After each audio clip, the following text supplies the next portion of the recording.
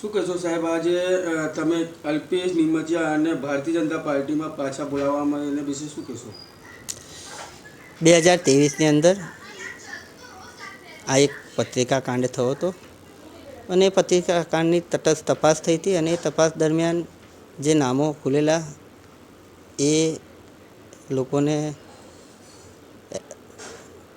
Police દ્વારા arrest પણ કરવામાં આવેલા અને ત્યારબાદ આખા કાંડના જે મુખ્ય સૂત્રધાર હતા એવા અલ્પેશને પાર્ટી દ્વારા સસ્પેન્ડ કરવામાં આવ્યા. પાર્ટીએ ડિસિઝન લઈને એને સસ્પેન્ડ કર્યા. પાર્ટીએ અત્યારના ડિસિઝન લઈને એમને પાછા લીધા છે. તો પાર્ટીના નિર્ણયની ઉપર કોઈ છે નહીં.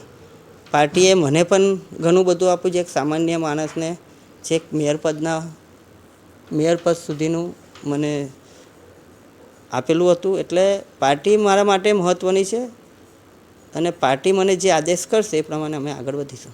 મેયર તરીકે તમે જ્યારે હતા ત્યારે તમે બદનામ કરવાની કોશિશ કરી હતી, એને વિશે શું કહેશો?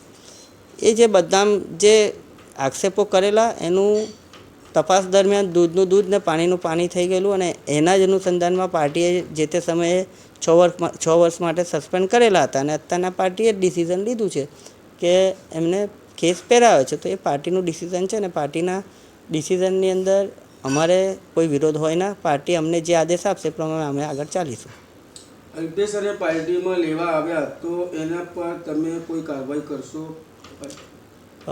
પાર્ટી મને મારો પક્ષ મૂકવાનો મોકો આપશે તો ચોક્કસપણે હું મારો પક્ષ મૂકીશ.